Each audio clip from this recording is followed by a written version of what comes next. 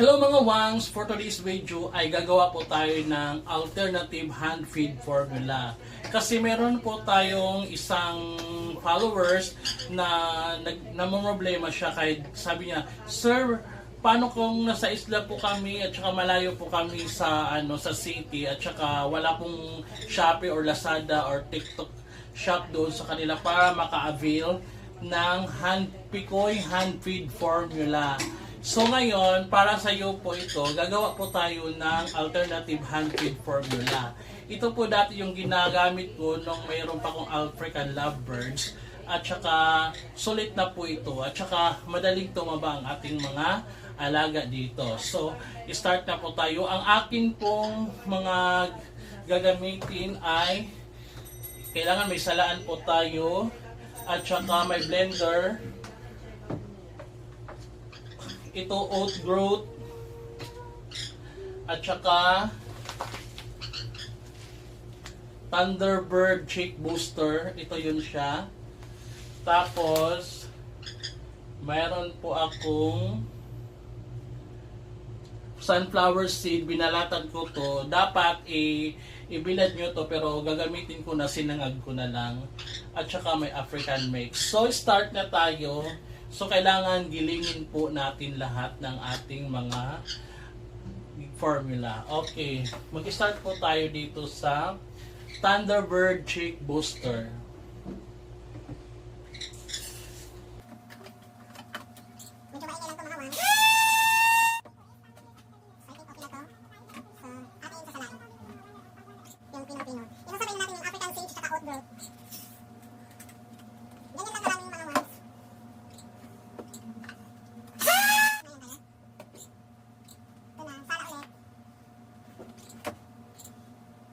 So next natin itong sunflower seeds.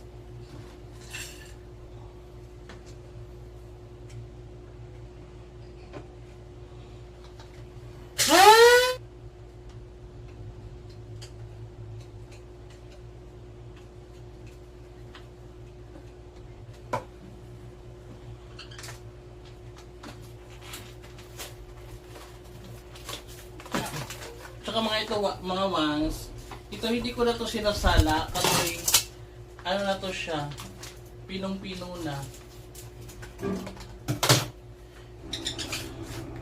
At saka ito, ilalagay na natin to yung Cerelac.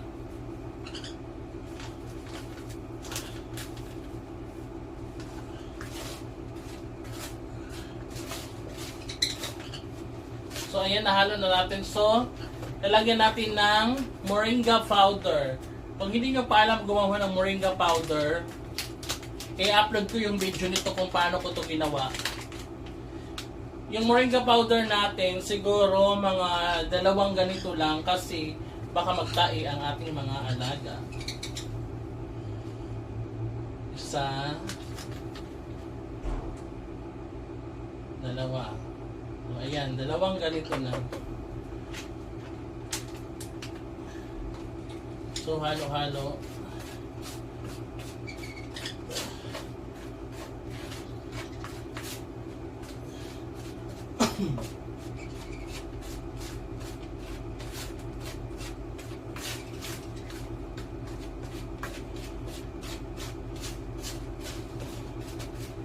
At saka naglalagay ako ng Vitamin Pro, konti lang.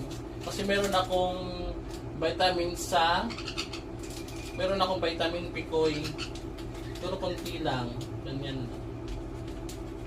Pero pwede nyo naman ubusin to. Pero sa akin konti lang kasi meron naman akong vitamin.